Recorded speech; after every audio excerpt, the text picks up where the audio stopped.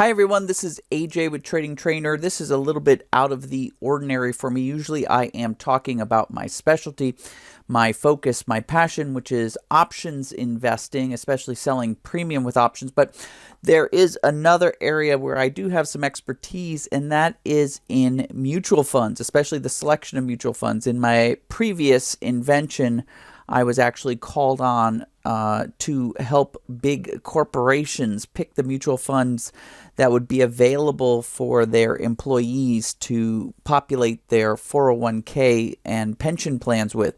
So I have a little bit of experience, and I'd like to start with a 1 out of 2-part series, just letting you wrap your head around mutual funds. So let's, without further ado, get right into it. Of course, before I get started, please remember that you can find me in podcasts on my YouTube channel by following my Facebook and Instagram pages.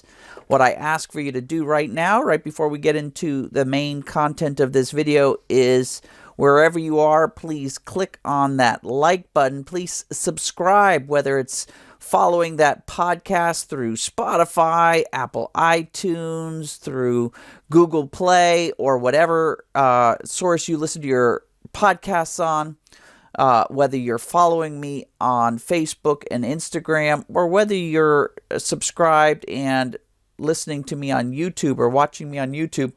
Please hit that subscribe button, and also on all the various platforms, hit the notifications so that when we create new content for you, well, for sure, you'll get notified. So I want to get right into it. What really is a mutual fund? Well, first thing I'd like you to do, make sure you have some notes ready. It's a pool of money that's collected from many investors. It's operated by a professional money manager, and you have to really wrap your head around it. There is a person who usually has a team of analysts who makes the main decisions on how that pool of money gets invested. And it's actively invested in securities like stocks, bonds, money market instruments, other assets too.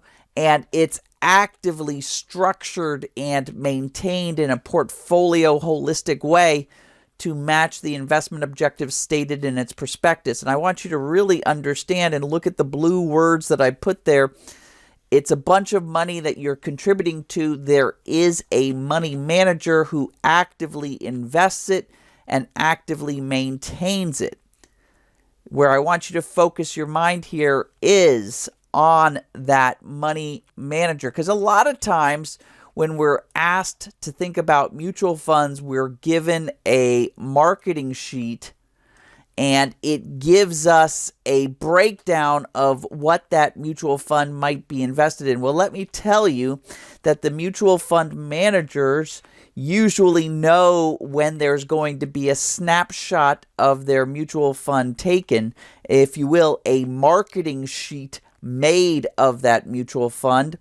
And they will indeed rebalance the mutual fund, buy some questionable get rid of some questionable securities and buy some other securities, so that when that snapshot is made, when that marketing prospectus is put together for people to get kind of an idea of what the mutual fund is, it will look perfectly. And then as soon as the cameras are gone, that mutual fund manager goes back to their real job of actively investing that pool of money into securities and actively structuring. In other words, when you're picking a mutual fund, if you are using that prospectus as your deciding factor, you're kind of being duped by marketing material. No, what we should be doing is really looking at that professional money manager. We should almost be interviewing them for a job of managing our money and really focusing on the questions